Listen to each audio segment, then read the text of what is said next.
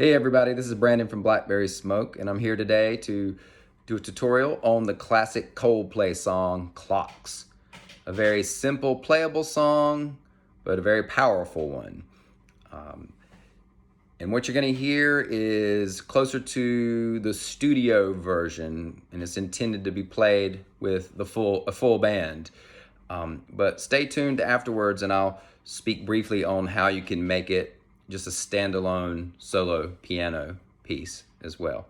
Thanks for watching. If you like what you see, please subscribe so you'll be notified of more of these how-tos in the future. Hope you enjoy it.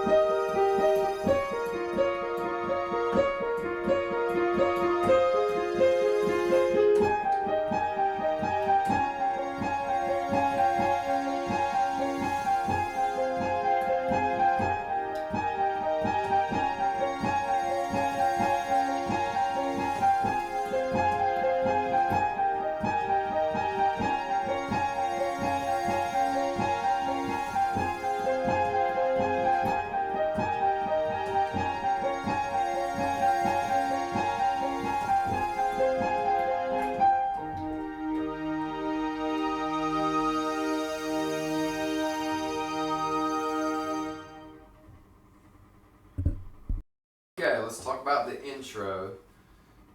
As you see, I have my piano, and then I have a synth pad. You'll hear the synthesizer padding throughout the song. In the studio version, the pad sound kind of changes with the song. For practical purposes, you can just stick with one good pad sound. I happen to be using a EMU Vintage Pro module.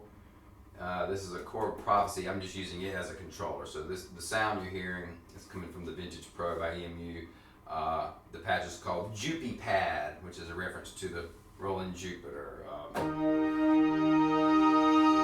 hear it has that nice swell every time you hit a chord, and that if you listen carefully in the studio version of Clocks, you hear it swell before it goes on to the next part of the song out of the intro there. So the intro padding voicings are different from the main riff and chorus pad voicings. So let's check them out. You've got your E flat. It's the first inversion of an E flat. Alright? And when it's time for the B minor chord, which is your second inversion of B minor, you're going to keep the E flat droning over the top. And then I'll press it again for that third measure. And then my F minor triad, and I keep my E flat over the top of that. Alright, so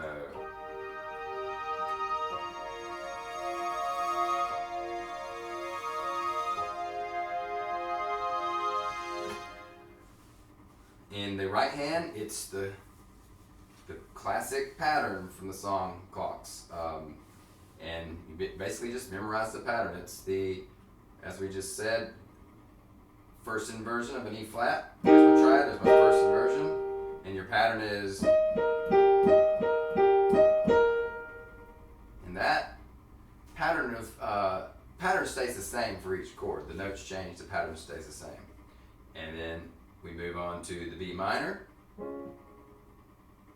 And it is the second inversion. Another measure of that. And then it's the F minor triad. And you'll hear that throughout the song.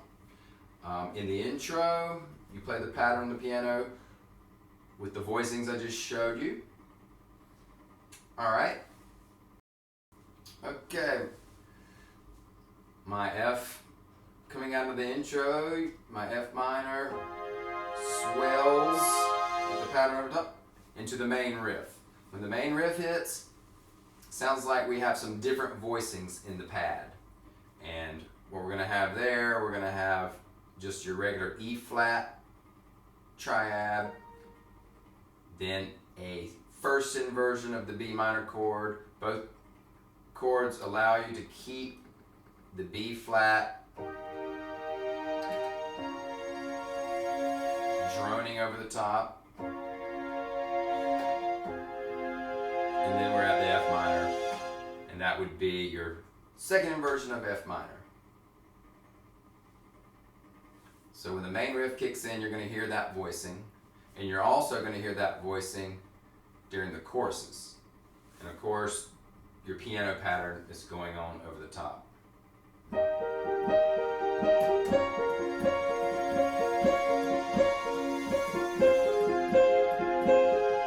Okay?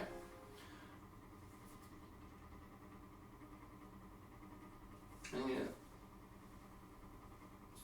so that brings us to the verse. All right. When it's time for the verse, the piano drops out and we keep those same voicings, and I'll just add a lower note to the chords just to fill it out since I have a free hand. I'm not going to go too low. You want to leave room for the bass guitar to do its thing.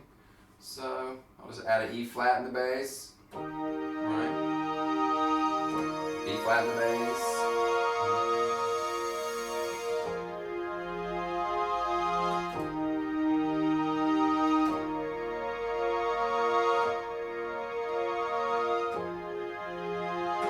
We run through that for the verses. And coming out of the verse, we go into another chorus, and that's when we use the different voicings. Alright?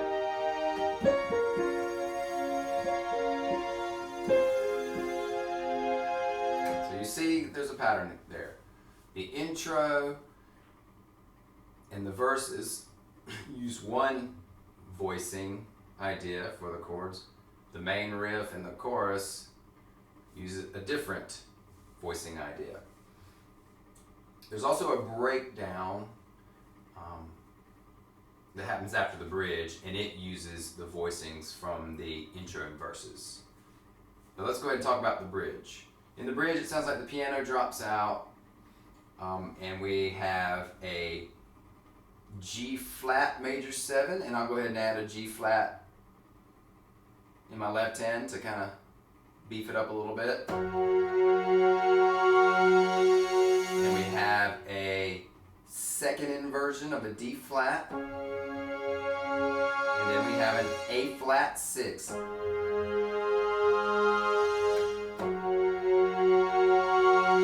Alright, and notice on all those chords we get to keep our F. Our F drones over the top.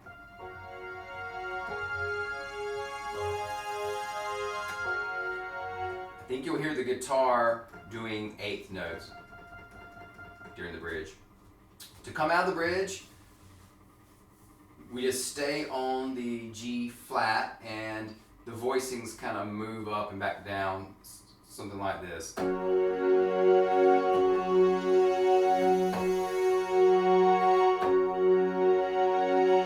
that puts us into our breakdown.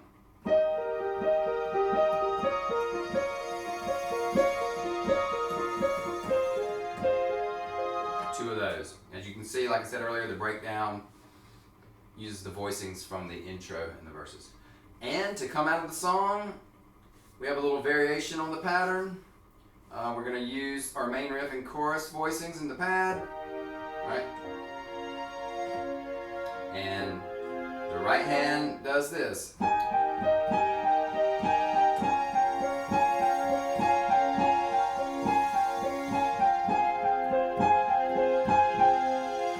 Throughout until you end the song. The interesting thing about that is you got these two notes, the A flat and G.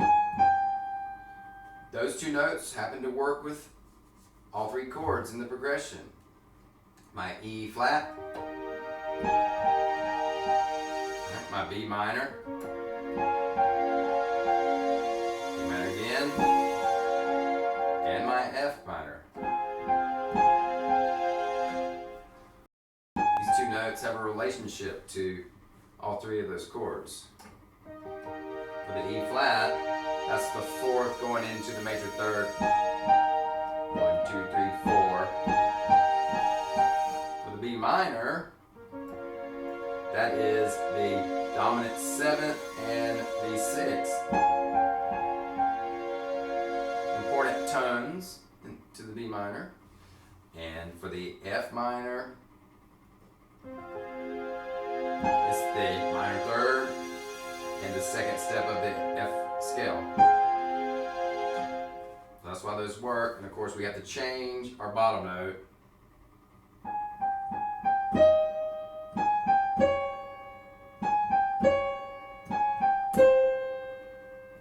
to change with the chords. And that takes you out and you just want to end on a big E flat.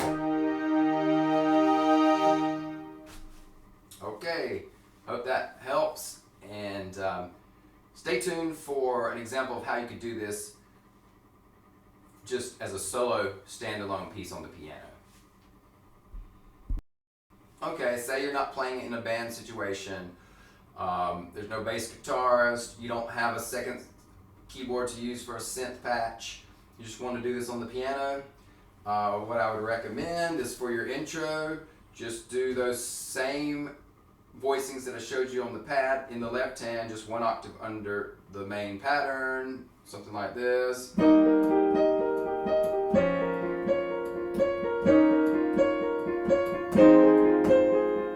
Right? When it's time for the whole thing to kick in, forget about the padding and just go straight to driving eighth notes in your left hand.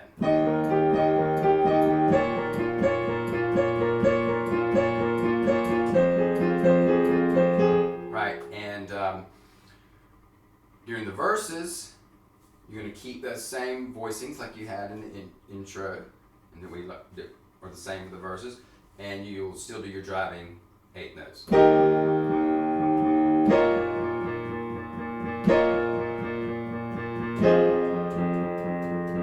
Okay, so basically, you're going to keep that E flat to B flat F driving eighth note bass line throughout the song until you get to the bridge. And the way I would play the bridge, I would maybe do octaves. You know, we have a G flat major 7. That's the seventh step of the scale. That's what makes it a major 7, the G flat scale. And I would let that note, that F note, play throughout each chord change, and it kind of mimics what you're hearing the guitar do.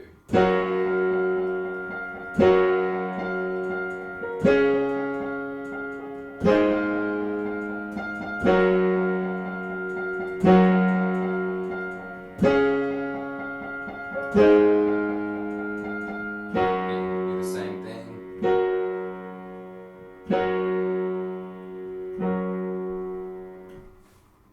And that leads you to the breakdown, and that's when you would stop doing the driving eighth notes and give yourself some chords in the left hand.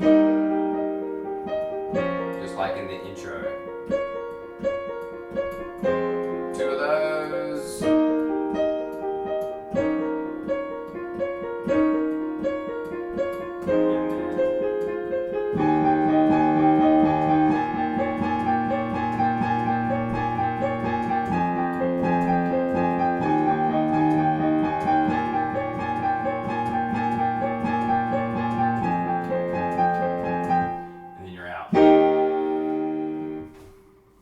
In the bridge, you may want to flesh it out a little bit more with be a little bit more rhythmic.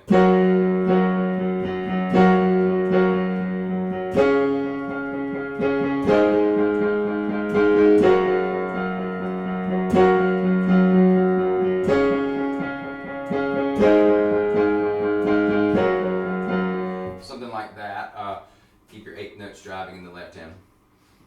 All right, hope you found that helpful for solo piano. Thanks for watching.